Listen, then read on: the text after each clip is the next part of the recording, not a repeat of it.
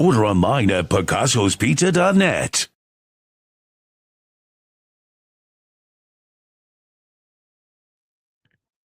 What is up, everybody? Welcome to this Trainwreck Sports podcast, where we are here to pay the bills. Jake Micah, Mike Bundt, Ajay Spolsky, Carson and Jake back, and it feels a little bit like deja vu last week, where we are here in a game where for the first half, we all thought we were going to come on here crashing out, and here we are celebrating another improbable Bills victory. The Bills came back again this week.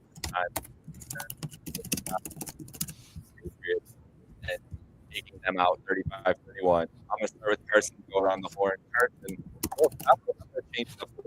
what during the game, and how different was it after the game? Did you hold the faith the whole time, or were you crashing out and ready to sound all the alarms?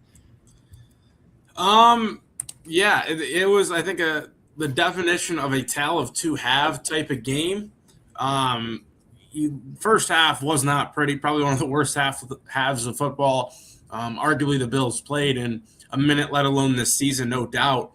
Our group chat was a little bit fired up too, and I was so close to sending a text to the group chat and saying Mike Bundt still thinks this team's a Super Bowl team, like we were talking about it last week and how he rides the roller coaster. But I saved myself because I've seen this tell again, and I've seen it time and time again. As somebody who grew up during the drought years, my parents would always tell me, and then, back in the 90s with Kelly and the K-gun, when they were down, you knew they were always going to come back. Well, I think the same story applies to this Bills team. They might not always come back and win, but they're going to come back and at least make a play or two where they make it close and they give themselves a chance to win. And I think that's kind of a true testament of a team that's, first of all, mentally tough, and two, battle-tested to the point where at no point in the game do they ever quit or give up. I think a game that initially showed this to me was last year's Rams game that we ended up, we were down, 3 scores at one point in time. We brought it down to the wire. We ended up losing that game, but still, to me, that was like, okay, we're ready to play. We saw it week 1 against the Ravens. We've seen it against the Bengals just, a week ago. And then we saw it against New England. This team is never out of the game, and I think that's a great sign to see, especially when playoff games happen in January, because there's going to be times you're going to face adversity, especially against teams that are your skill level or maybe a little even better. You're going to have to be able to punch back. It's all fun and games till you get punched in the mouth, and we've seen time and time again this team punch back. They don't quit, and that's a good sign. In the second half, they came out ready to roll. They got the run game going. Play action pass was going, a lot of disguised coverages defensively. Drake May seemed a little bit off. Bills did get a benefit or two from the officiating crew. Regardless, though, sometimes when luck meets skill, that type of things happens. And most importantly, they closed the game out. It was a great stop, great deflected pass by Joey Bosa. Bills run the clock out as well.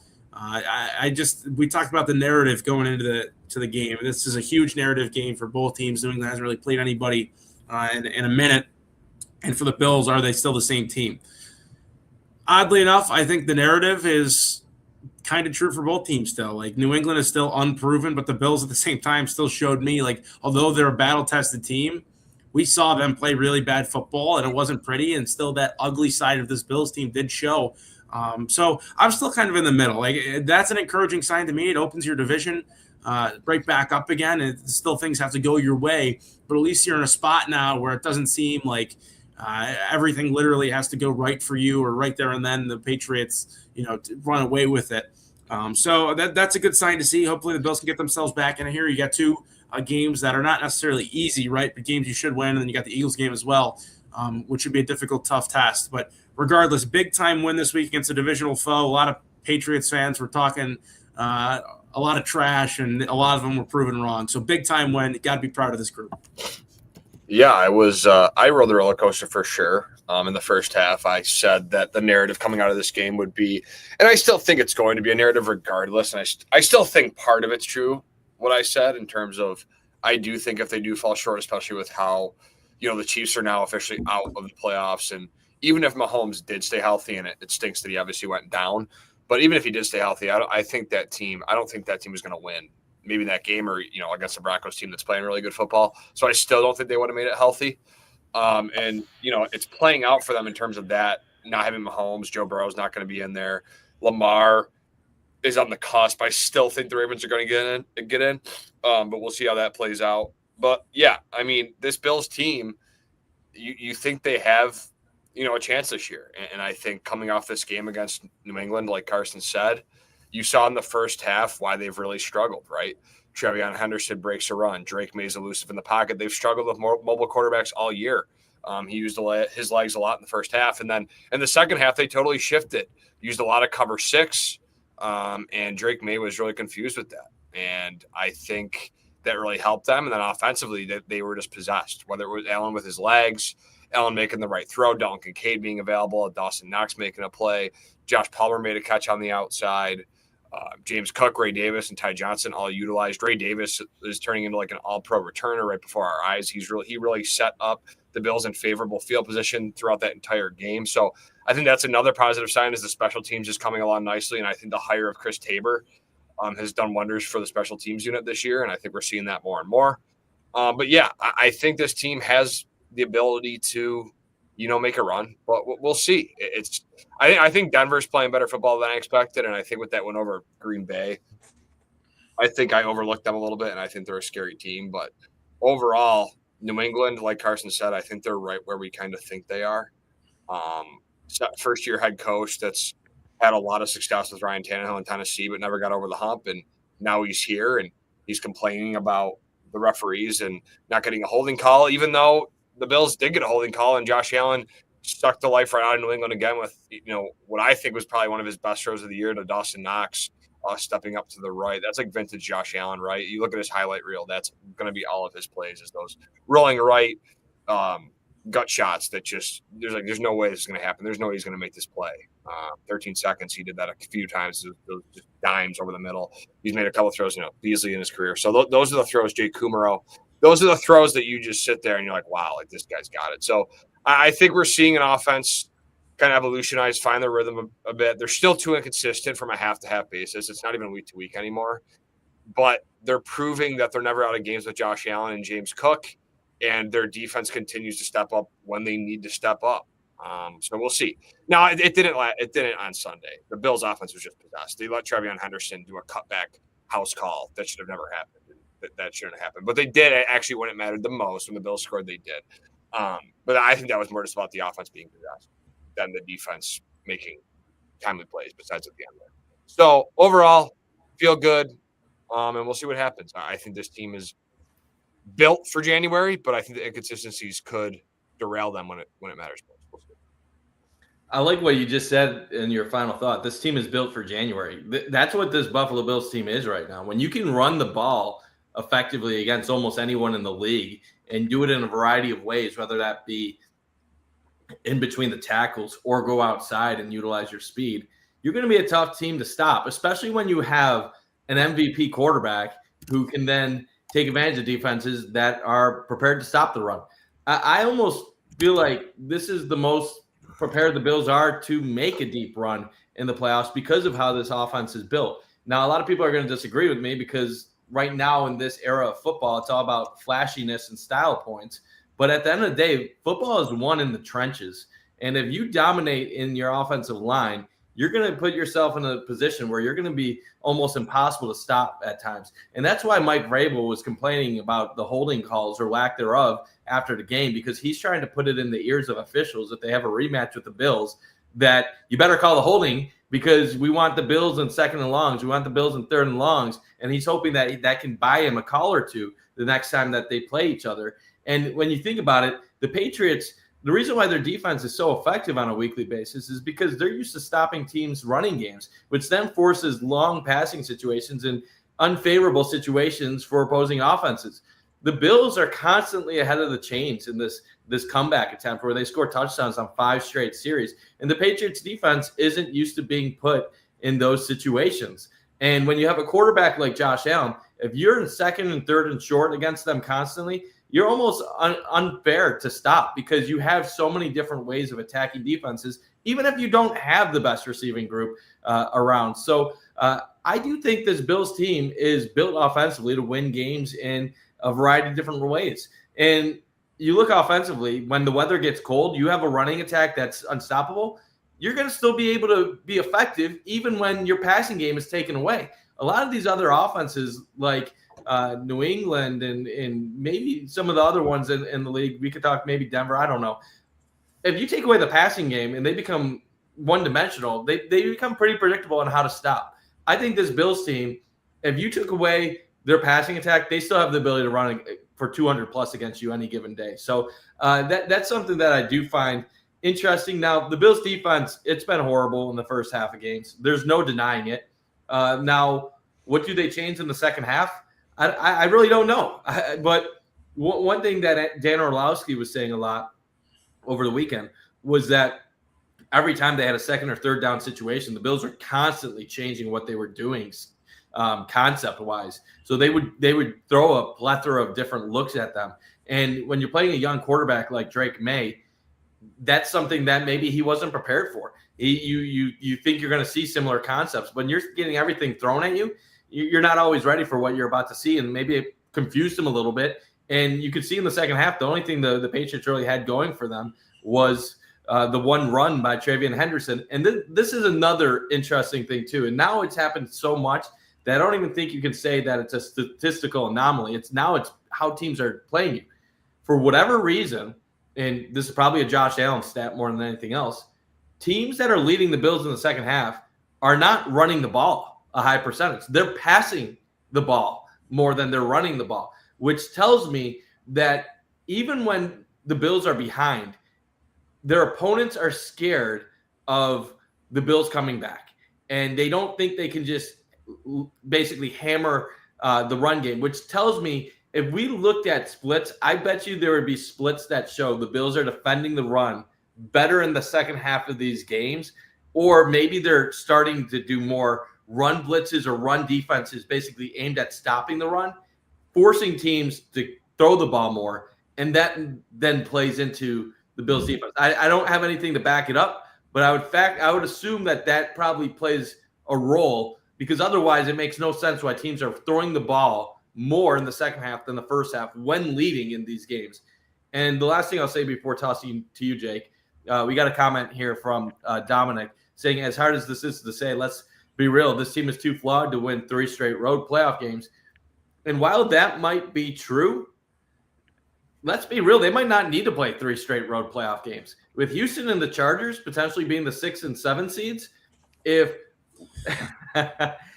one of those teams pulls an upset, you could be looking at a possibility where the Bills could host an AFC championship, or the Bills could host a playoff game still. And I would actually say I like Houston straight up against New England.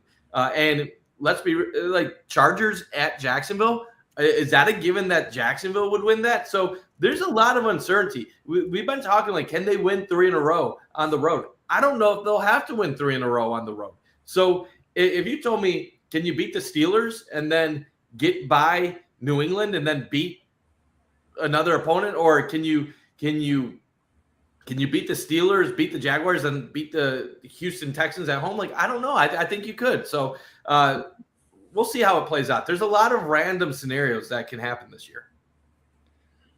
I think I've been trying to make this point all year long, and Denver's profile now looks a little different than I would like to have said in the last couple of weeks. Like that was an impressive win over Green Bay. Now Green Bay, Ajay, you've been saying it all year. I'm going to give you the credit here because I've been trying to pump them up. They might be a fraud team. They might be a smoke and mirrors team as much as anything too. So I don't know how much credit it depends on how good you actually think the Green Bay team is. And then they had a tough injury to Parsons late in that game. Jordan Love really got clamped down on in that second half. That Broncos defense played a lot better in the second half than they did in the first half. But outside of whatever you think about the Broncos, I think the biggest issue with them this year has been, and the biggest issue of them going into the playoffs is Bo Nix can play great. Bo Nix can also do a lot of dumb things in games that cost his team. And can he play clean for 2 playoff games at home? They're a lot better at home than they are on the road. But when you look at just the totality of the AFC picture, that's where I have to disagree with the notion that they're too flawed. The Bills have been flawed all year. There's flawed teams.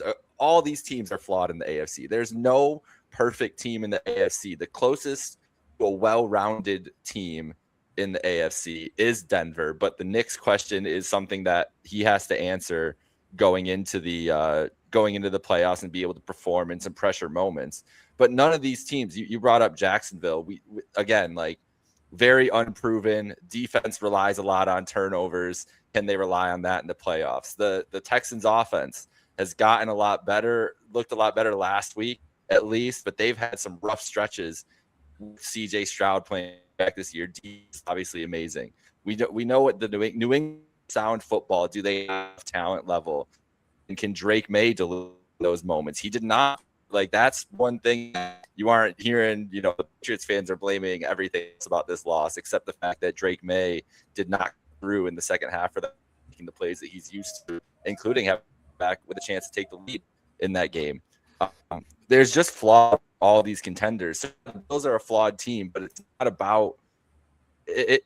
Too much has been put on the Bills this year by fans, I think, of looking at flaws and not looking at what they do really well.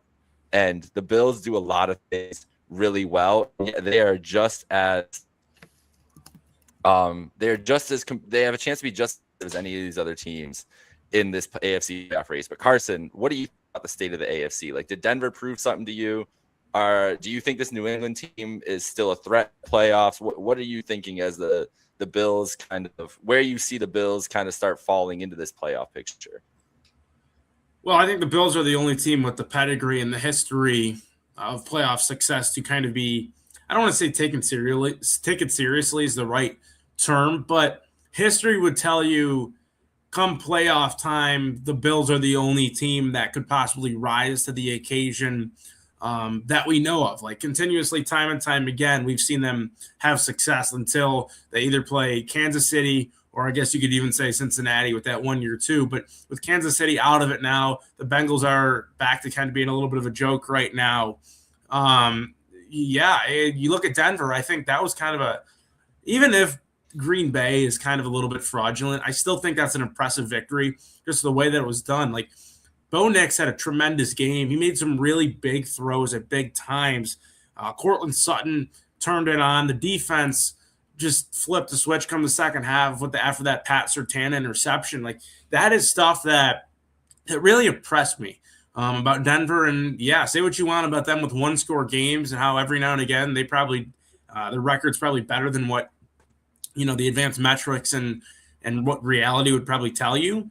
But at the end of the day, they're winning games right now. They have the momentum. They have the confidence. They have the swagger. Sean Payton's as good as it gets as a coach. They have a second-year quarterback who has earned the respect of the locker room. I think Denver's definitely right now, if you're looking at Denver and Houston, are probably the two teams that I'd like to stay away from at this point in time. Jacksonville, I still feel comfortable beating, although I will say they've played some solid football as of late. Trevor Lawrence, I get it's the Jets, but that was probably a career day for him, I think, kind of universally. The Steelers, I hope they can close that out with the division. But again, it's always tough to beat a team a second time. Like, I don't want to walk into Pittsburgh and say, hey, this is going to be an easy win. Like, it's tough to beat a team the second time. Tomlin's a good coach. He'll adjust. So will Sean McDermott. I think that'll be a lot closer than what maybe people will anticipate. Because you got to remember that first half, the Bills didn't play a great brand of football either. It was just Christian Benford's play kind of on the fumble recovery for a touchdown that completely turned the game on its head. And after that, the Bills were able to kind of do whatever they wanted in whatever which way. And then after that point in time, the Chargers, they don't scare me that much. I think they're very inconsistent as well. I mean, so are the Bills, right? But I think the Bills just are a more established team. They have a better identity than what the Chargers have. So Indianapolis, they're on the outside looking in. I don't think anyone is scared by 44-year-old Phillip Rivers. And obviously they lose Danny Dimes. They have Riley Leonard as probably their go-to guy. So I don't know. Like, we've talked about it week after week. Mike Bundt likes to bring up the inches of where they have to play, the floor ceiling. And I agree with that through and through. Like, the Bills don't have to be their old selves to have a chance this year. Of course, though, this is the year where they probably aren't them old selves, just kind of fits in with the narrative and why they've come up short. But if they have a chance right now, their identity is the run game. Come January, you need to have an effective run game to, A, play in the cold and nasty weather, and B, to close out football games. And they've shown time and time again that they can do both of those. Their passing game has come to life when they've needed to. I've always said it's about timely conversions. They don't need the passing game to be tremendous every game. It's about when that passing game is effective, and they've had that recently in a variety of different ways. And Josh Allen you see an uptick now in his rushing attempts per game as well, which is kind of good to see late in the season. Looks like they're starting to get him a little bit ready. And overall, the offensive line has just been dominant. What we've feared in Baltimore in years past with their rushing attack, I think teams fear in us. And come playoff time, I think that's when you can really excel with that. But again, it's whoever brings it any given Sunday. Like, I've seen this team lose to Miami and Houston with backup quarterbacks. Not the Miami game, but Miami was bad at the time. We've lost to Michael Penix. Like, we could lose wild card weekend. Like, I know it sounds obvious. Yeah, theoretically we could, but the floor is just it's bad. It's really bad. If they don't show up come wild card weekend, they could be bounced out. But at the same time, I also can see this team competing for a Super Bowl run, and it's just kind of an interesting paradox this year that maybe we wouldn't say in years past. Yeah, for me, I look around the AFC, and I think I agree with Carson on most of what he said regarding the other teams. I think Denver is a team that has some weapons. I think Cortland Sutton's a good wide receiver one. I think they've tried to utilize Evan Ingram at times. He hasn't really done much from the tight end position. They have some depth in Troy Franklin, Marvin Mims. They do offer some things for that team. Their running back situation, Ajay Harvey, I would say that's probably their biggest flaw, would probably be their rushing attack. That's what scares me about that team. But, I mean, their defensive line is just stacked, led by Nick Manito. And they have a couple other guys on that D-line that just can be game wreckers. So I think their defense, Surtain, you got Benito, along with Bo Nix. I think they're a team that they're tied with the Bills to win the Super Bowl out of the AFC for a reason. And I think that's because, not only are they probably going to be the 1 seed or have the best chance to, but I also think that they've proven that they can also get hot at the right time and make a run, right? It's not just the Bills that we can talk about that can get hot at the right time. If Denver gets hot at the right time with the talent they have and the coaching staff they have, I do think they have a chance. And that's kind of going against what I've said about Denver this year. But I think I've gotten to the point where, I mean, I look at KC last year, and I always talked about the 1-score games and how that made them look worse. But when it mattered, they got hot at the right time and made a run. So I think that's what you could see happening with Denver is you string along these 1-score games where maybe you don't think you're as good as you are, but still just winning and walking away with victories can instill something and build that continuity, the culture amongst the players, the coaches, and then you can really go and hit the ground running come December, January football. In terms of the Bills, back to that earlier comment from Dominic, I see what he's saying, that it is too flawed, and I would agree with that in most cases if you look at the overall roster. But the thing with this is Josh Allen, and there's been probably a lot of criticism on this show, unfair criticism, in my opinion, earlier in the year about his play. And I think we're seeing him at a level that I don't know. I think he's at a tier of his own. Like, I do think he's the best quarterback in the world. I think this is the first time I can confidently say that. I think even last year when he won his MVP, Lamar put up 41 touchdowns and had 4 picks, and Patrick Mahomes still beat him when it mattered. But with Mahomes having a subpar year, going down with that injury, and Lamar, being hurt all year, I don't see a quarterback right now playing better football than Josh Allen. He's second in EPA. He's off the charts in the second half of football games. He's brought this team back from 10 down against Cincy. They were down, 2 scores against Baltimore late in the fourth quarter. They won that game. They were down 21-0 to New England. He beat Patrick Mahomes. Like, what this dude is doing, he beat Lamar Jackson, Joe Burrow, Patrick Mahomes, and Drake May. And Drake May when it mattered in December. I just think this guy's on a tier of his own that I think they can.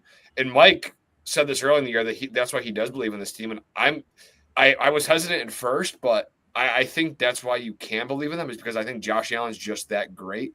And when he hits that level, he hits that level. Now, the concern is, to Dominic's point, that there are also games, like Carson said about their floor, right? They allowed 21 points to a Davis Mills in Houston. They got shredded by Miami by 30. They allowed 30 points against Miami. If the offense doesn't show up, because we really know what the defense is at this point. If you play a quarterback that can maneuver and has talent, I think the defense is going to have a hard time. So it's going to be about the offense stepping up and having the timely scoring opportunities and hoping the defense can get the stop when it matters most, which is what they've kind of lived on. It's a scary thing to live on if you think about it. Like if you're not, because I'm a Bills fan, so I think about it positively. But if you look at it from a non-biased perspective, it is kind of a scary thing to be living on. Like coming down from behind after your defense stinks in the first half and going into these games come January on the road against these playoff teams. So that's what scares me a little bit. But that's kind of the two sides of the coin I look at it. I think Josh Allen's the best player in the world. I think James Cook has, evolutionized this offense and is a top 3 back in the league. So with those two guys, I think they can lead them there. But again, we've seen so many blunders from this team that the offense has to have they had 5 consecutive drives. They need to do that. Like they need to be perfect. They do. In order for this team to make a run, because the defense just doesn't have the tools. And Ed Oliver coming back might help, and they might get some reinforcements there. But overall, they need to be a perfect offensive team to, I think, get it done. I don't think this defense at this point instills anything in me that they can play timely 4 quarters of football to win a game for the offense. I get where you're coming with that point, but I don't agree with you.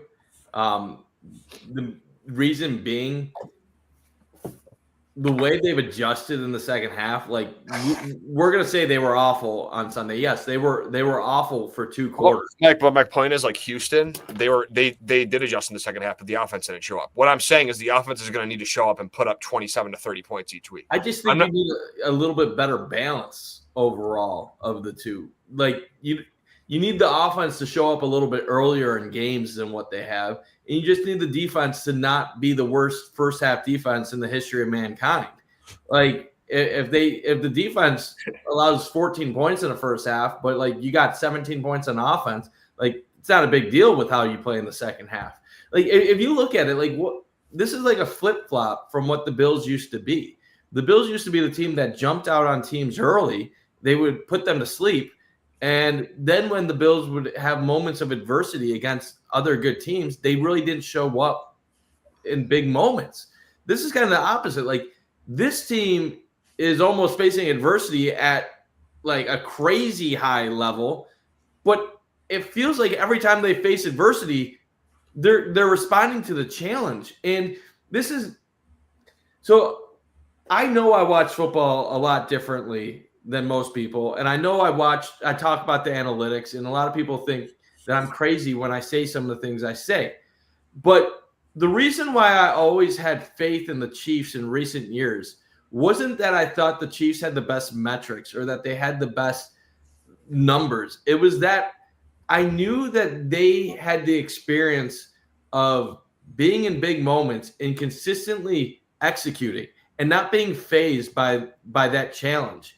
And I trusted Mahomes or Spagnuolo or Reed or somebody on the defense would come up and make a big play when it was needed. And a lot of people would say, well, that's luck. And like, yeah, maybe there's a little bit of a luck factor because you've seen what happened to Kansas City this year. But for about 6 years in a row, it felt like Kansas City got every lucky play to go their way. And maybe they got the refs a little bit, but like, so be it. Good teams get calls. What are we starting to notice with this Bills team right now? Against the Steelers, they get a sack. They return for a touchdown. Then Benford gets an interception. Then against Cincinnati, Benford gets an interception.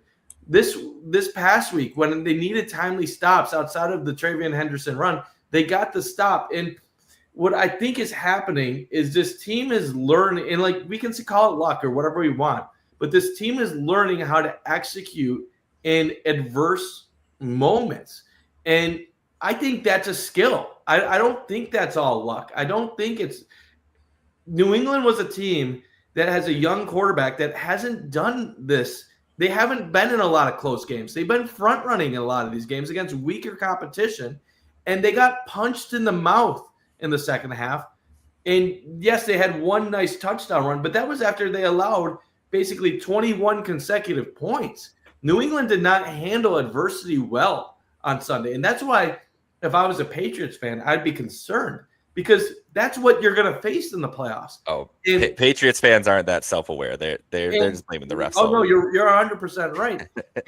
and the other part I would say is Nick Wright has seen all of this with the Chiefs over the last 6 years, and he's starting to point out similarities between what the Chiefs used to do and what the Bills are doing now. And it's not a guarantee the Bills are going to win a Super Bowl or anything like that, but you have a path right now where no Chiefs, no Bengals, and potentially no Ravens.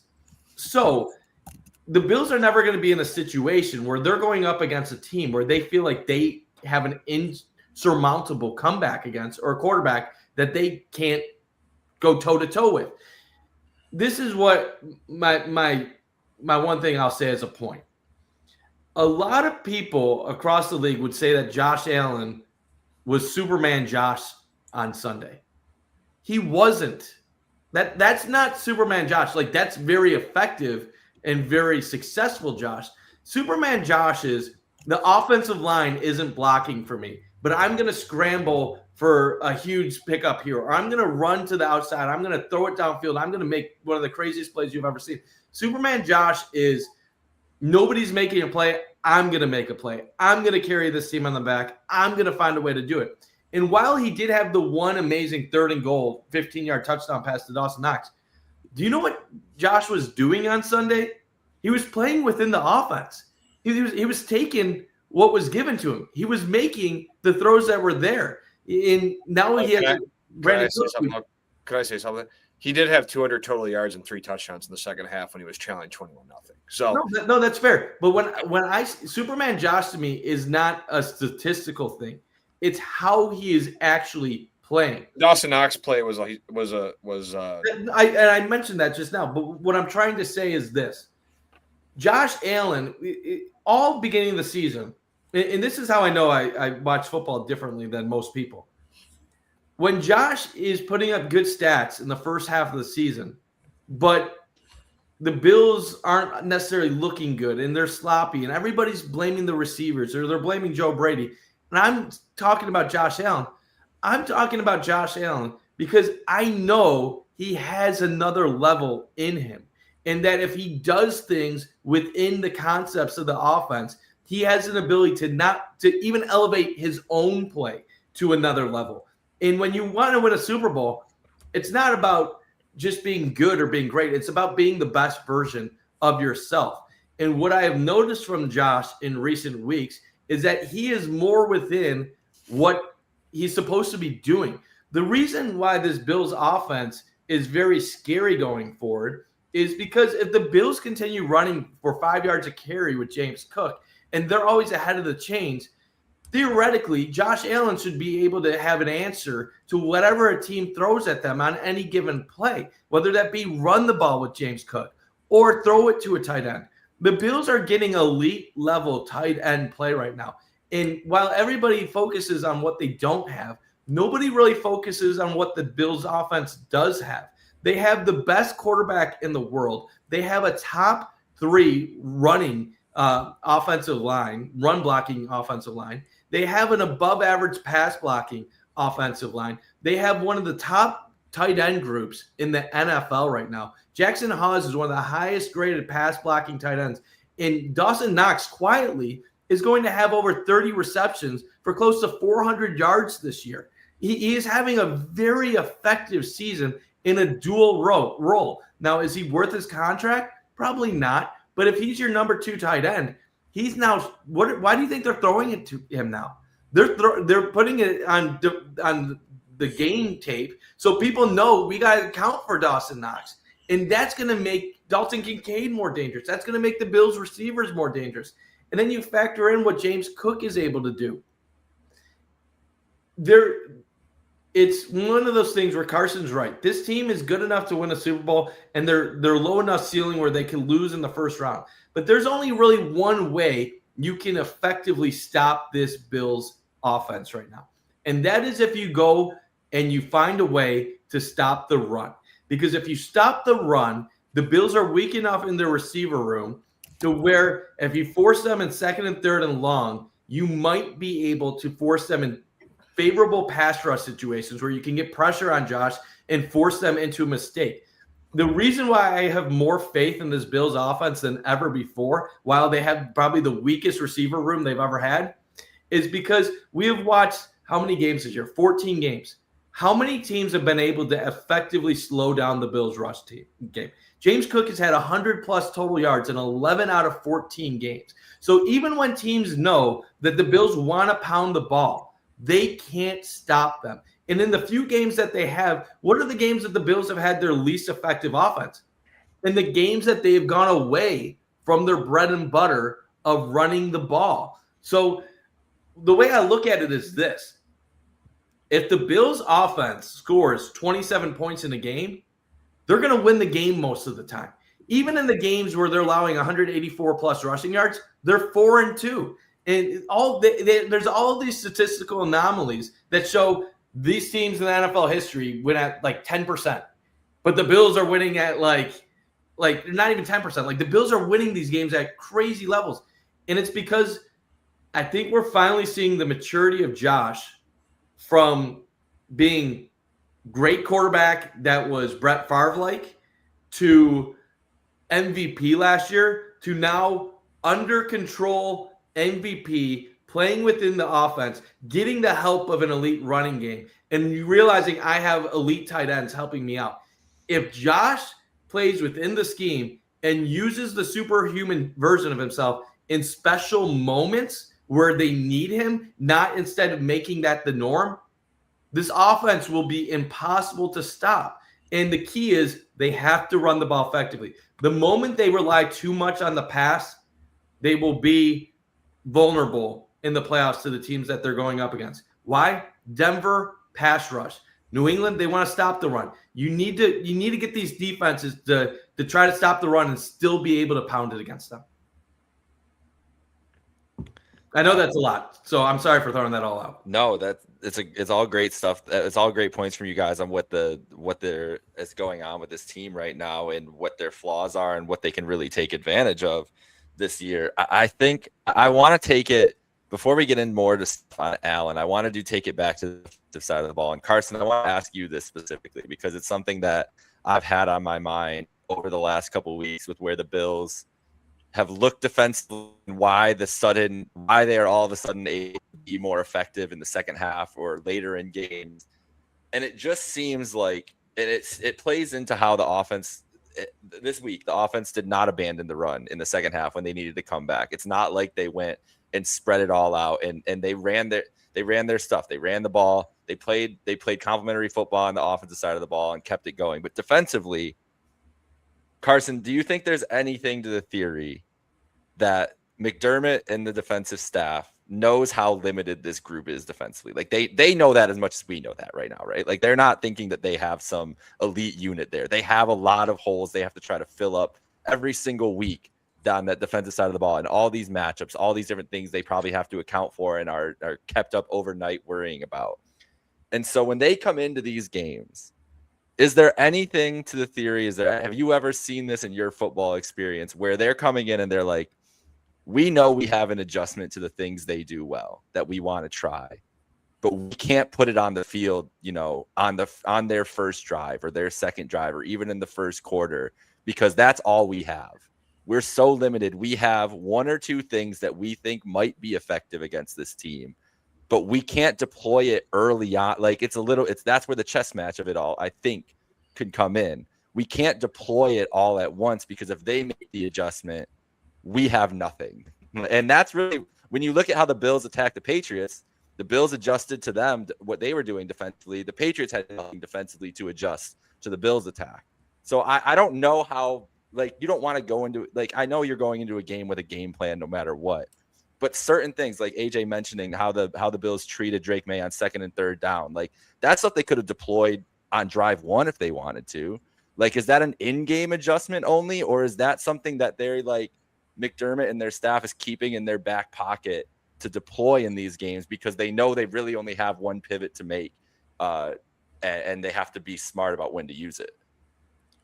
That's a really loaded question to answer, and my initial response is no. I think so. I'll just kind of go off of what I think is happening. So I watched this thing with John Gruden, phenomenal. He's got a great YouTube channel for those that are real sickos with football.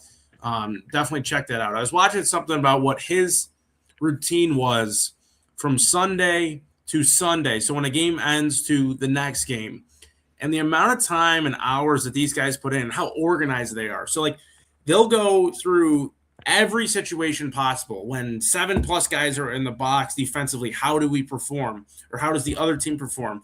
Third down and long, or how does this quarterback look? Is there is there a technique thing that's a tell on what the play will be? Like everything is so in depth and it's formulated by dozens of coaches.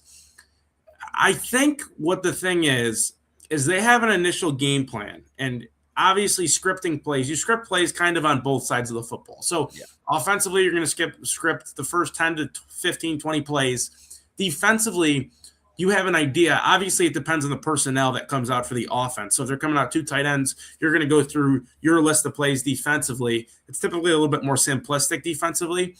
I think what happens there is they have kind of like a list of adjustments that, okay, well, if we see this, we're going to check to that, or we're going to make an adjustment here. And I think this is the benefit of having a defensive-minded head coach, I should say, is that they are able to make these caliber adjustments in game. It's not – everyone says the halftime adjustment thing. That's kind of I think a fallacy that a lot of people don't realize. But they make these adjustments like drive to drive, and I think that's where they're having a lot of success this year. I don't think it's the fact that they want to show something maybe too early. Maybe a disguise coverage would be one thing. And they ran a lot of disguised coverage in the second half against Drake May, and it kind of got his head to spin a little bit, which is completely reasonable. He hasn't even played 30 NFL games yet. So I think that was probably a big point of emphasis from them maybe coming in. They're like, okay, we're going to give him certain looks early in the game, because in order for you to disguise the coverage, you have to give a certain look before that more times than not. So I think this was a situation where defensively they showed something, and then naturally you have to give it time before you show it again and then have your added twist to it. And I think right there and then against New England is a prime example of how those mini adjustments and mini like twists and how they do things and disguise coverages kind of showed off. But I don't think it's something where they're like, okay, we're going to wait till the second half before we want to be good. I think that's just something that they're, first of all, they're good at adjusting it when they adjust and how they've adjusted this year. And also I would like to put in quick praise out to some of the veteran guys. Jordan Poyer is playing really good football right now. Tre'Davious White, the last month, has been more than what you could ask from him at the age of 31 and coming off a ton of injuries. Maxwell Harrison's been fine. You look at Benford after the bye week, this dude he's come ready to play. And that's how we wanted him to play starting week 1. He had a little bit of a slump to start the year, but he's been one of the best cornerbacks in the NFL since. Shaq Thompson has been an absolute dog. Like at the end of the day, it comes down to the players. Like the coaches can put you in good spots to win, and that's extremely important. But you're getting guys who are veteran pieces who maybe some people counted out. They're playing really solid football right now. They're playing within themselves, and collectively as a group, when the coaching staff makes the right adjustments and the players are playing how they're playing right now, you get some good results, especially coming in the second half. And I think that's the product of it. Yeah, I loved what I saw from Matt Milano on Sunday. I thought he was a big factor in the second half success. Just his ability to fight through that block right there on that one sack he had and wrap May up. I think that's just a difference in and of itself, because in the first half they weren't getting that. They were getting some pressure, but Drake May was eluding and escaping and extending drives, and they just couldn't get off the field. Whereas in that second half, they were just finishing better and getting their hands on balls. Joey Bosa comes up with the play. So, and I think it's also not even sometimes what the Bills are doing, but it's a mental game too. You're going against Josh Allen. You have a chance to win the division. You know this team you're playing has won it the last 4 or 5 years. You're at home in front of your fans. This is a big moment. And sometimes you're just not ready for that yet. And that's why, sometimes that's just how it rolls. That's just how it plays out in sports. That's what happens. The older veteran MVP quarterback goes on the road against a team that he already lost to, and the mental plays a role in it. And I think that's also a part of it. So I think, as Carson said, the veterans have stepped up for this defense. But again, the Bills are 4-0 this year when the defense lost 31 or more points, which is just unreal. And Josh Allen in those games, or not in those games, he's tops amongst all quarterbacks in rushing yards, passing yards, and EPA in the fourth quarter. And that's according to Mike Giardi. So, and that's why I talked about the offense. The defense is going to let up a 30-burger in the playoffs. That's my prediction. Maybe they won't, but my prediction is they will. So that's where it depends what offense shows up. If you're going against CJ Stroud and Nico Collins, and they start putting points up on you, and you're down 21 points at one point, and your passing offense is struggling, and you can't really find the running game, well, then you're going to have some major concerns. But if your defense can, figure itself out in the first half, I think that's going to be huge for this team. They need to come out better in the first half. They cannot live like this all playoff long. They can't. It's not sustainable, and it's not realistic. Yes. They're not going to win meaningful football games if their defense plays this way in January. And that is the biggest thing for me. I know the offense is great, and they say it can't be stopped, but it has been stopped at times this year, and it has struggled. You're going to need the defense to play a first half in a game that matters, where the offense may not be clicking like it has in previous games this season, where they play, like Mike said, a more balanced brand of football where they're kind of complementing each other. When the offense is struggling, the defense needs to pick it up. And the defense has in the second half, but sometimes either the offense doesn't step up or it does and you win the game, and that's why they're 4-0 when the defense allows 31-plus points, because they're just kind of in a offensive shootout, and you have the best quarterback in the world, and you're probably going to win those more than not. So, I like where the defense could go. I like the idea of the veterans playing better. Again, I think Matt Milano played his best game. I thought he played with emotion. You could tell those sacks meant a lot to him. Maybe he's playing better next to a Shaq Thompson, who all I can think about Shaq Thompson is that missed tackle he had on the boundary on one of those drives. That's all I'm thinking about right now. But besides that, I thought he played fine. But overall, they need that Oliver back. They'll need him. Maybe he can bring something in the first half that they're missing. But this team needs desperately to start better in the first half, because they're just not – Josh Allen's great. James Cook's great. The offense is great. But they're not going to live – you just can't live that way. You can't. So I'm hoping that – I don't know what it is, Jake. Like Carson said, it could be this, it could be that. I don't think I'm with Carson. I didn't play football, but I think it's just how it kind of plays out, and they adjust well in game. And I think, like I said, maybe the mental part of it with Drake May and playing the Bills and playing your big brother, and you just got scared and fell apart. I think that we've seen the Bills do it all the time in big moments against KC. They just fall apart. That's just how it goes sometimes. So we'll see what happens. I think there's a middle between what you and Carson are saying versus what's Jake saying. I don't think the Bills are coming out and they're intentionally not. I don't think the Bills are coming out on defense and intentionally saying, "Oh, you can just drive down the field and score touchdowns against us." I don't feel that at all, and I don't think Jake's saying that either. They're definitely game planning and they're trying to get stops. Just because, I mean, let's be real, a touchdown in the first quarter counts the same as a touchdown in the fourth quarter. So your main point is to keep teams from scoring. So the first halves are definitely concerning. It's not a good thing that they're going to exploit it constantly.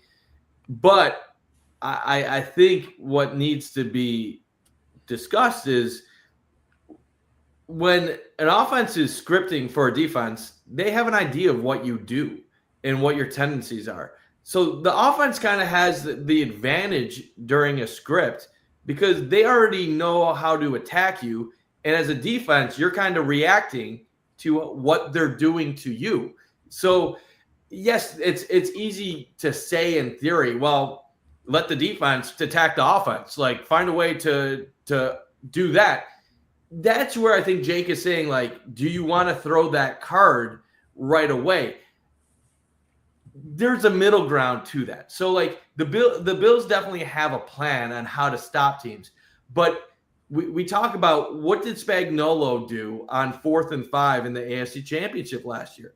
He gave a similar look that he was giving the Bills the entire game, but he sent a different guy in a different spot, and it totally confused the hell out of the Bills in that moment.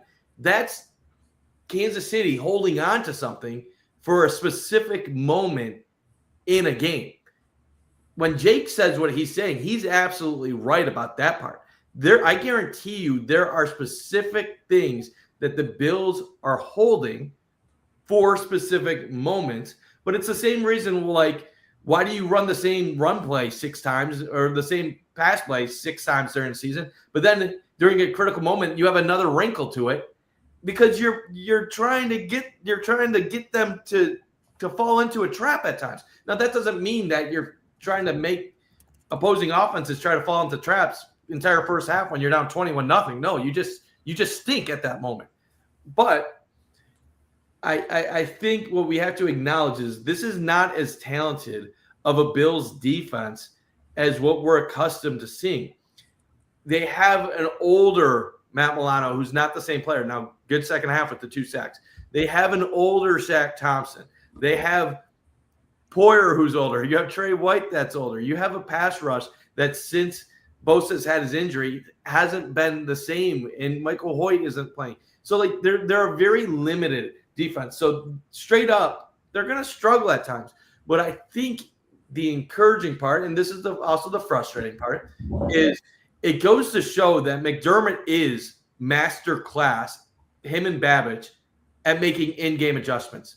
And that's one of the toughest things you can do as an NFL head coach is in-game adjustments defensively. The reverse is it's normally easier to change things up offense. Once you know what a defense is throwing at you, you watch quarterbacks like Mahomes and Burrow. Normally, once they figure you out, you can't stop them. Like they literally go off, and that's why it's you see some of these shootouts when the Bills are playing really good quarterbacks. But I think you got to give a lot of credit to the Bills for these adjustments. Now they just have to find a way to kind of figure it out a little bit sooner before you're allowing 20 points in the first half of a game, and that's the tough part because I do think they're very limited personnel wise, and I think they would acknowledge that to you straight up if you were having a real conversation. And I do want to talk a little bit about this defensive line too. What's really interesting, like let's be real, Joey Bosa has not been as good the last couple of weeks since his injury as he was before. But we talk about Greg Rousseau and how he has good analytics and good metrics, but he doesn't really make that impact in a game. Joey Bosa is kind of proof, and I'm not saying Rousseau is Bosa. He isn't, in my opinion. Bosa is proof that you can have a great season and not be a double-digit sack guy. Bosa is wrecked. He's been wreaking havoc this entire season, but he only has, I believe, 5 sacks. But look at the timing of some of his plays. The one against Pittsburgh to open the second half, leading to a strip and a touchdown. A 4th down tip pass. A couple fumble force in big moments early in the season. The Bills need timely stops, and they need to find a way to get a little bit better against the run. Because for their defense to be at the effective level that they need, they can't be getting torn up on the ground every single game. If the Bills defense can make improvements against the run, they will be decent against the caliber of quarterbacks they go up against in the playoffs. Because if we're being real, we saw on Sunday, and I think Drake May is a star in the making. Drake May is no Josh Allen right now. He's not even close. Like, he's very talented. He makes great throws. He's going to be a star. And he might even win the MVP if he has a crazy finish of the year. But Drake May is not in Josh Allen's caliber. Bo Nix is not in Josh Allen's caliber. Trevor Lawrence can go off one game, and then the next game he could throw 3 interceptions. The point of and then Aaron Rodgers, like, yeah, Pittsburgh won, but Aaron Rodgers can barely even move. Like, it's painful just seeing him walk on a football field at this point in time. When there's a person within 3 feet of, like, within 3 yards of him in a pass rush, I think he's going to go down himself and just give himself up on the play. Like, so I still do have a little bit of hope for this defense because I don't think who they're going to face in the playoffs is going to be the murderer's row of offenses that they've had to play in previous years. They're not playing Burrow. They're not playing Mahomes. And if you just break down the numbers, the Bills' defense against non-Mahomes Burrow in the playoffs holds teams to their normal averages. It's Mahomes and Burrow. And if they go up against Pittsburgh and Pittsburgh scores 30 points, or they go up against New England or Denver or Jacksonville, and one of those teams scores 30 points on them, well, then you got your answer. You got to fire the head coach and you got to start over in terms of defensive strategy. It's as simple as that. I predicted a 30 burger. We'll see if they win that. But I'll say this: like We're 4-0. We're 4-0. Move on from McDermott. You got to move on from McDermott if that happens against one of these offenses, because these offenses are not that caliber. And I just there's things you can do to neutralize the run while being a defense like the Bills. I think a lot of times it's the Bills being arrogant and stubborn and refusing to do what is necessary because they like playing a certain style. And yes, they adapt at times. They've gone to more base this year than they have in the past. Even when the Bills are base, they're way more nickel than 90% of the NFL teams. It's stubbornness. And that's the point I think Jake would kind of make. Is the Bills choose to be stubborn on defense, regardless of the situation early, because they have enough faith that their offense will buy them enough time or can score enough points that even if they have a drive or two, I'll make this point. They were down 15 to the Ravens. They win. They were down 21 to the Patriots. They win. They were down 10 to the Bengals. They win. Basically, what the defensive mentality is, we're going to do what we do, and if we fall behind early, so be it, because we're going to make the adjustments, and we trust that once our offense gets hot, we're going to score enough points to win anyway. And the only couple times it's really failed them was in Houston, where the offense couldn't close a game because the pass rush was too much, and they still should have won that game. And then really, even Atlanta, the defense was so horrible in the first half, but the second half, they gave them every opportunity to come back. The offense just didn't take advantage. So there's really only one game the entire season where you can point at it and say they were never really in it and they had no opportunity, and that was Miami.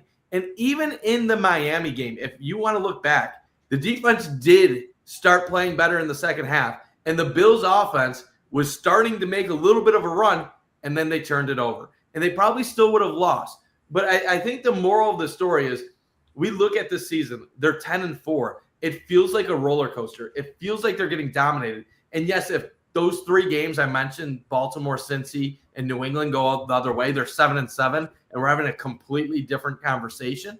But I think the moral of the story is, as long as they have the faith that their offense can come back and do their thing, I think they're going to continue being stubborn and arrogant with their defense. And that's the part where, can you really make adjustments 7 minutes into a first quarter after you're allowing one touchdown drive? Yeah. Can you make an adjustment? When do you make your adjustments? You make your adjustments after what you're doing is showing it's not working. Repeatedly. So it's one of those, that's why I say cat and mouse, and that's why I say it's in between what Jake's saying and what you guys are saying. Because I don't think the Bills are intentionally going out there trying to suck. But I think they need to be shown that what they're doing is fucking horrible before they're willing to change what they're doing. And I think that's something that McDermott is proven to be masterful at times, is the in-game adjustments and knowing when to specifically turn the aggression up and be more exotic with what he's doing. But he also clearly trusts the structure of this defense. And, if you listen to those guys talk about knowing that how much it is to take in that defense and learn your roles and learn your responsibilities and everything, they trust the scheme, they trust that structure. And so to deviate away from it probably takes a lot for him to get that decision. But I like what you said, Carson, where you go into those games and you have those checks for certain personnels where it's like, okay, if they're showing this all game, we can do this or X, Y, Z. And that goes into, that is something you come into the game with and are always planned for. But he's shown an elite level of in-game mastery for sure to be able to kind of do this and be able to pull this off over and over again. But then I think his biggest thing is, and so then it comes down to what we were talking about with the head coach, is that he's shown that mastery, but at times you can tell he's tightened up, right? Like even at the beginning of this game, they wanted to be more conservative. The two of the most cowardly punts of the season and in the last 25 years in that first half. Like how much you buy into the cowardly punt index and everything else. And then they flipped that on its head in the second half, and they needed to. But there's been games where they've been aggressive from the jump on those fourth downs and everything else. So I think a lot of that comes with the mentality of the coach. He wants to have it all buttoned up. He wants to run the ball and be able to, get ahead of the sticks and be able to play within scheme and structure on defense and control all those things. He said himself, even this week, I don't like to play with that much variance. I don't like to play that loose and that aggressive. But if we have to do it, we have to do it. And I think that's the part of the growth that we've seen from him, specifically over this last couple of weeks and this year and over the last couple of years, is that he's more willing to take on an identity that doesn't, fully fit with what he wants to do if it fits that team better. And that's just the growth of a head coach. And it shows a lot in these games. And he doesn't get enough credit, I think, for how he kind of makes it work with defenses that we would all say are lacking in talent in certain areas, especially in this year. So it was a great conversation. I wanted to have that. Let's touch on one more thing and then get into our predictions. Carson, you did a great blog this week, as you always do. Check out Carson on trainwrecksports.com with his Bills recap blogs, touching on a topic every week. And it's simple as this week. Can Josh Allen really win the MVP? So Carson, I want you to start, and then let's go around the horn here. Can he win the MVP this year? Yeah, of course he can win the MVP. I think he's in a decent spot right now. It's been trending up, I'd say. I don't know what the odds exactly would tell you, but right now he's anywhere from like plus 450 to probably like plus 600. Drake May's slightly ahead of him. I'd say like plus 400 or plus 500, but Matt Stafford sits around the minus 150 to 200 range. I think it's unlikely at this point in time. I don't want to say Matt Stafford has really ran away with it because we still have 3 games left, and the last 3 weeks how you finished definitely is factored in to the equation and how the voters view your prowess when it comes to the MVP and in big games that have some real consequences. You look at the Bills. I think if they win the AFC East, I think it's going to be really, really hard in the fashion that they could possibly do it too. If Allen plays really, really well, let's say he maybe rides a Superman cape once or twice in those games, it could be really, really difficult, and we could have a real conversation on our hands. And you look at the Rams, if they slip up a game or two here or don't end up clinching the NFC West or that 1 seed, we might have a conversation. Matt Stafford has played elite football. He's really taken care of the football extremely, extremely well. Other than the Carolina game a few weeks ago, he's put up incredible numbers when it comes to passing yards. I mean, the guy can't run the football, so it's really all passing. He's been lethal through the air. And then you look at Drake May. I think he's a guy who doesn't have a whole lot of I wouldn't say talent around him, but he doesn't have the Puka Nakuas, the Devontae Adams, Kyron Williams, Blake Corums around him that Stafford does. And I think his stats kind of reflect that as well. It's more so he doesn't have the stats, but he does. All 3 of these guys do have the wins. And you look at Josh, obviously, he's got the stats, he's got the wins. Just the one thing right there kind of is, hey, he's second in the division, along with the fact that the turnovers have went up a little bit this year compared to last year. So I do think he definitely does have a chance. Right now, though, I think it's Matt Stafford's to lose. If the Bills are able to pull out the AFC East in a convincing fashion, it should be him. And if you've looked on social media as of late, I think the MVP conversation with Josh Allen possibly making another run has certainly ramped up a little bit, especially when you consider the stats of him in the second half and the fourth quarter and when trailing. Those stats have kind of seen a little bit more eyes, and the public perception certainly does matter, especially when it comes to these votes, whether people like it or not. But I think if right now is Stafford, Allen, then May is how I'd probably rank them. But if Josh can beat up here, I guess would you consider the deaf and the blind to Cleveland and the Jets put up some stats maybe, although they probably won't need it if they do end up winning. That would definitely be helping his case. But when it comes to talent around him, I touched up on Stafford having some dogs around him in the backfield and wide receivers, May not so much. But the one thing that you could say about Allen is, yeah, sure, they don't have the wide receivers per se, but they have the number 1 rushing attack in the league. And they have relied on that. They run the football pretty much more than anybody else in the league. Like Allen does have help. It's not like he's just doing it by himself week in, week out. They've gotten a little bit of help from the defense as well. They've won football games. To me, it's just right now, I think right now Matt Stafford, when you factor all else aside, I think Matt Stafford's your guy, but I don't know how many times I can say it. The last 3 weeks here could possibly flip that upside down. Yeah, I'm going to keep it short and sweet. Rams play the Seahawks. If the Seahawks win that game, Seahawks would jump the Rams. I think that would make it a little bit more interesting, depending on how the NFC West unfolds here in the last 3 weeks. I think that could get Allen into the conversation.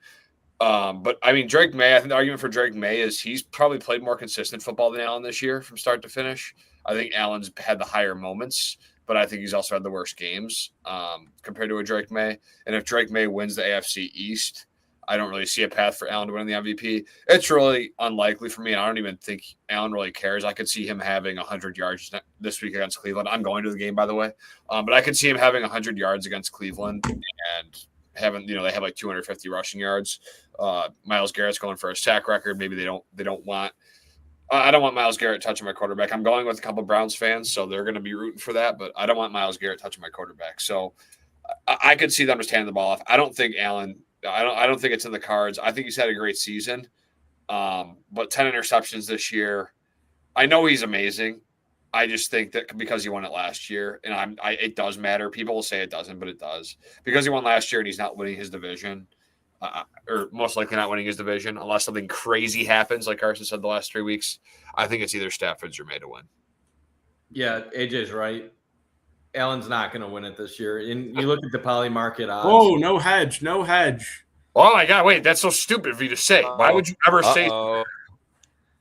Poly market sports gives Stafford a 70% chance right now. And you really got to understand MVP now is it's a popularity contest, and it's also a narrative contest. Did Josh Allen have the best numbers last year? No, Lamar Jackson probably should have won it if you really wanted it to be like the best numbers.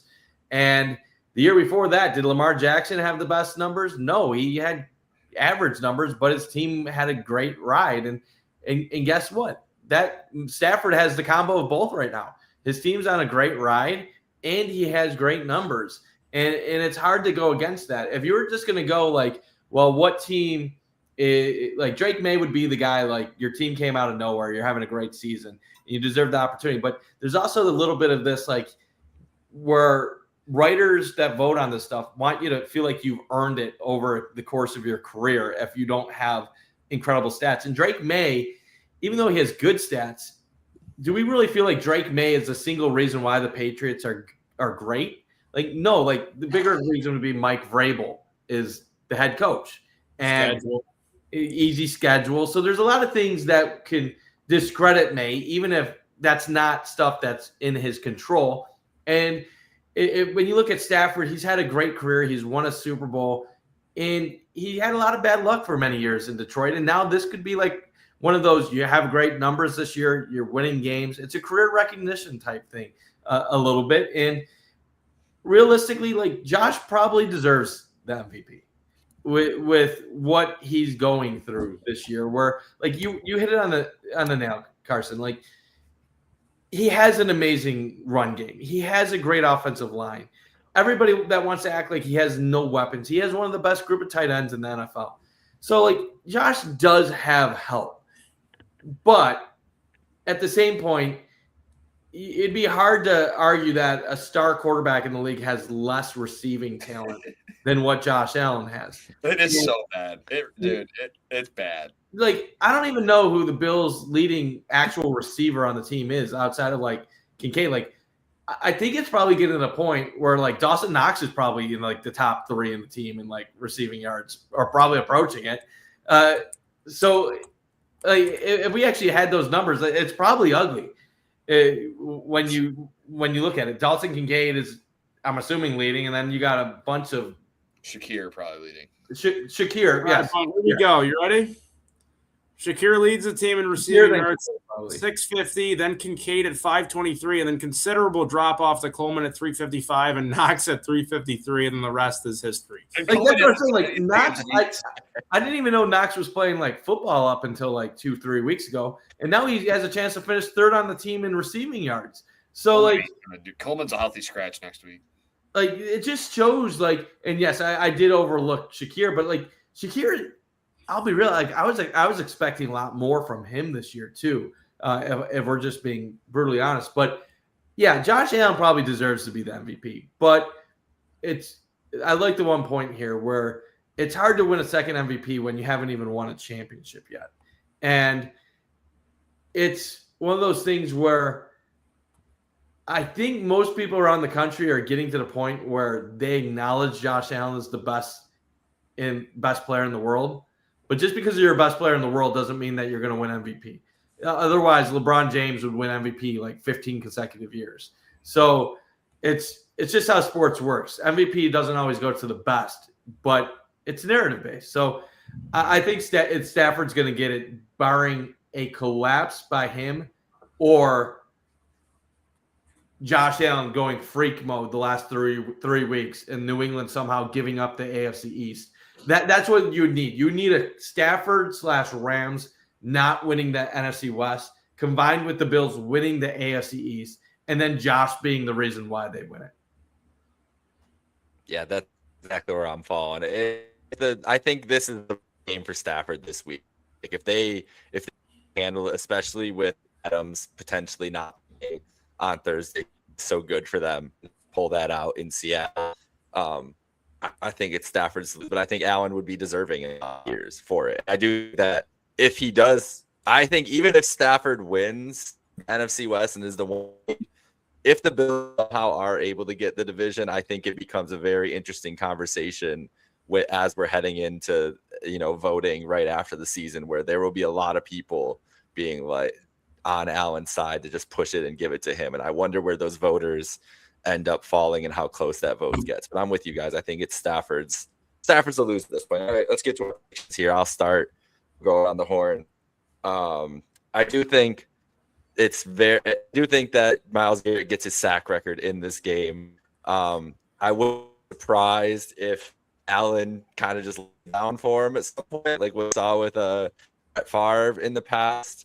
But that was a very controversial move when it happened with I think it was with Lawrence Taylor there when he had a sack record there. I could see that. Just get that. We on the phone. Just get it out of the way. You don't want Garrett all game trying to hunt him. Just take a little 4-yard, 5-yard sack first play of the game from Garrett, and free rush. Get him the record. Call it a day. But I think he gets it, and that's like the bright spot of the day. Maybe I think Quinton Judkins will have a good game. The Bills are still not a good run defense. We talked about it at length today. And he's been really good this year. I wouldn't worry about Shedeur Sanders. Sean McDermott has done great work against rookie quarterbacks in his career, and I think that happens again. And Shedeur looked lost against the Bears defense last week, who's also not very good. Like the Bears, nothing to write home about either. And Shedeur will be a mess on the road. Now they'll be at home, but I'm sure AJ will be one of the Bills stadium. I'm sure there'll be a ton of Bills fans making the trek down the 90 West to get to Cleveland there. So I wouldn't be too worried about home field advantage here. I don't know what the weather's like, but I just think the Bills run the ball effectively enough in this game, try to get out without any injury, keep it simple. I got 27-10 Bills victory on Sunday in Cleveland. Carson, what do you got? Yeah, you look at the Cleveland offense. They don't have a stat that they're better in the 6 major categories than 21st. It's a lot of 30th, 29th, 29th, 21st. Like, they're not effective on offense at all. I will say the one player that does scare me a little bit is Judkins. I think he's going to be a really good player in this league for a really, really long time, barring an injury. So I think the Bills are going to have to contain him. And I think if they can get up early, he won't have to be a factor, which I do fully expect. I do fully expect the Bills to emphasize getting off to a better start here against a team who's a little bit more inferior. I will say I'm a tad concerned about the fact that maybe this is you're coming off a little bit of a roller coaster ride here. Big game against the Bengals. You're coming off a win and a massive victory over a division opponent you're chasing in the Patriots. So hopefully they can just get off to a quick start. I think that's a point of emphasis that they're heavily aware of. And defensively, Cleveland's defense is no joke. Second in the league overall in yard defense, best pass defense in the league, 14th in the run. I think that's a little bit of a product of teams being ahead and running the rock on them. 19th in points per game. They're right middle of the pack with third down and red zone. So I think for right now for the Bills, that you got to get, you'll hear it on the broadcast, I'm sure, a ton. You got to get hands on Myles Garrett. Have, a chip, with whether that's Knox or Hawes. Even Kincaid can do that for you. Ty Johnson as well. Just make sure you got more than one guy occupying Myles Garrett, at least for a second, on a majority of your plays. And at the end of the day, the Bills just stick with your identity. Run the football. When all else is lost, do what you do well and better than anybody else in the league, and that's given for the football, trusting the big boys up front to create some running lanes and ultimately just ground and pound and mixing in some passing attack right there as well. So for me, I think the Bills do have this one. Spreads like 10.5. Bills, give me the Bills 27-14 in Cleveland. Yeah, a couple housekeeping things quick. Congrats to Dawson Knox and his wife on their daughter, Noah Elizabeth Knox. Also, congratulations to Josh and Haley Steinfeld. They're expecting. So another, two, whoa, my glasses. Whoa. Two big things going on in Bills world from like the, people like to talk about it. They like the people side of these athletes. And that's something that's very exciting for both those two guys who've grown up, and become really best friends. Also, congratulations, crazy stat. Dawson Knox on breaking the tight end touchdown record in a Bills uniform. So he broke that record on Sunday. So just a couple of things there. I'll be in Cleveland on Sunday, staying there Sunday through Monday. I'll be in an Airbnb. My best friend, his family, his father and brother are big Browns fans. His brother grew up in Cleveland. So I'll be down there hanging out in the good city of Cleveland. Never been down there for the night scene, so looking forward to that. Looking forward to going to a Browns tailgate. I've heard great things about the dog pound. You get barked at. Just be ready for that. Yeah, just some grown men barking in your face. Yeah, they his brother and dad do it all the time, so I'm used to it when I go. But, yeah, looking forward to that. It's my first Bills away game in my young fandom because I'm such a young buck. So yeah. I'm really looking forward to it. I think the Bills are the better team. I think, like Jake or Carson said, you really only have to worry about Judkins, who's going to be a good player for a decent amount of time. And we'll see. He's a good player. He's physical. The Bills have struggled tackling mightily. That's something I forgot to bring up, but I think that's another reason why the run game stinks is because they just can't tackle at times. But I think that's their biggest test. Shedeur Sanders doesn't really instill any fear. I think this Bills offense does. And I don't no. We're not taking a sack. Josh Allen's not just taking a sack to Myles Garrett. We're not doing that. We're not allowing Myles Garrett to get the sack record on Sunday. Deion Dawkins pancake, Spencer Brown pancake. I don't want any Myles Garrett sack records being broken. I don't want any record being broken on this Buffalo Bills team. Myles Garrett has 2 more weeks to do it, not Sunday. Give me the Bills 35-13. Damn, that's a lot of confidence in the defense right there. But against the Cleveland Browns that are tanking, Mike. Okay. First off, it was Michael Strahan that had that sack record. Strahan, thank you. Before, obviously, it was broken. And then, what was I going to say? I was going to lose it. AJ, I will also be down in Cleveland this weekend. I'm heading down on Sunday, and I am staying at the Hilton downtown Cleveland. Let me change my hotel real quick. It's a nice 4-star hotel near the stadium because I demand a luxurious lifestyle. I'm definitely high maintenance, but I will not be partying because I'm over the age of 30, and you don't do that once you get to my age. But I am looking forward to this game. If Shedeur Sanders leads the Browns to 20-plus points, I will go on the show next week and tell you the Bills' defense is royally screwed going forward because Shedeur might be one of the Oh God, I want to. I know we don't watch. We don't have enough people to watch where like this could get out there. But like one of the dumbest not him dumb, dumbest storylines in football I've ever experienced, where somehow he is a polarizing athlete, but none of it is because of like himself. It's all due to like who he's related to and who wants to prop him up or who wants to tear him down or who wants to tear down the Cleveland coaching staff. Like the beginning of the year, it's why is he your third string quarterback or fourth string quarterback when you have like a former Super Bowl MVP in Joe Flacco and you have Kenny Pickett and you have obviously Gabriel, who you drafted in the third round. Then they throw him in a game and the thought is, you didn't give him enough preparation. Why you just threw him in a game? Why you can't expect him to be successful?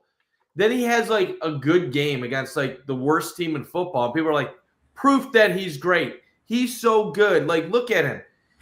And then like he'll have the shittiest game ever, and people are like, oh, they pull him out on a 2-point conversion to tie the game, and people are like, see, they're trying to fail him. They're trying to fail him. Like, no, he just isn't good. Like, he has some talent, but he's not that good. And I was talking to some of my Cleveland friends. I guess in the red zone, they take him out a bunch for Wildcat and other type things.